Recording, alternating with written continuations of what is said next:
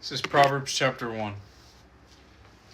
The Proverbs of Solomon, the son of David, king of Israel, to know wisdom and instruction, to perceive the words of understanding, to receive the instruction of wisdom, justice, judgment, and equity, to give prudence to the simple, to the young man knowledge and discretion.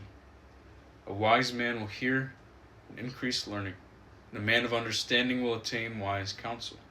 To understand a proverb and an enigma, the words of the wise and their riddles. The fear of the Lord is the beginning of knowledge, but fools despise wisdom and instruction. My son, hear the instruction of your father, and do not forsake the law of your mother, for they will be a graceful ornament on your head, and chains about your neck. My son, if sinners entice you, do not consent. If they say, "Come with us," let us lie in wait to shed blood. Let us lurk secretly for the innocent without cause. Let us swallow them alive like Sheol, and whole like those who go down to the pit. We shall find all kinds of precious possessions. We shall fill our houses with spoil. Cast in your lot among us. Let us all have one purse. My son, do not walk in the way with them. Keep your foot from their path. For their feet run to evil, and they make haste to shed blood. Surely in vain the net is spread in the sight of any bird, but they lie in wait for their own blood. They lurk secretly for their own lives. So are the ways of everyone who is greedy for gain. It takes away the life of its owners. Wisdom calls aloud outside. She raises her voice in the open squares, and cries out in the chief concourses. At the openings of the gates in the city, she speaks her words.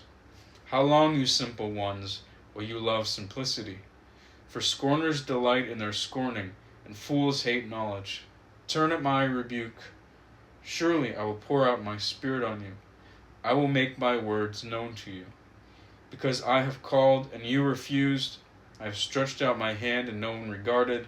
Because you disdained all my counsel and would have none of my rebuke, I also will laugh at your calamity. I will mock when your terror comes, when your terror comes like a storm, and when your destruction comes like a whirlwind, when distress and anguish come upon you. Then they will call on me, but I will not answer. They will seek me diligently, but they will not find me. Because they hated knowledge and did not choose the fear of the Lord, they would have none of my counsel and despise my every rebuke. Therefore they shall eat of the fruit of their own way, and be filled to the full with their own fancies. For the turning away of the simple will slay them, and the complacency of fools will destroy them. But whoever listens to me will dwell safely, and will become secure without fear of evil. I highlighted verse 17. Surely in vain the net is spread in the sight of any bird. A bird isn't going to willingly wander into a trap for no reason. If he's watching the hunter prepare the trap, he sees the contraption, how it works. He sees the hatch open and close. He sees him bait it. Do you think he's going to go into there? If he was wise, he would stay out. And it's saying that we know the truth. Wisdom has called out to us through this scripture. God is calling us to be wise and to not fall for the trap, because he's laying it out right here for us. Even though it feels so good in the moment, we're gonna live it up. We're gonna live it up. At the end of that is destruction and death. That's what's being set up here. So escape the trap. You're seeing it. You're seeing what it results in. You're seeing how it works. You're seeing how you're baited.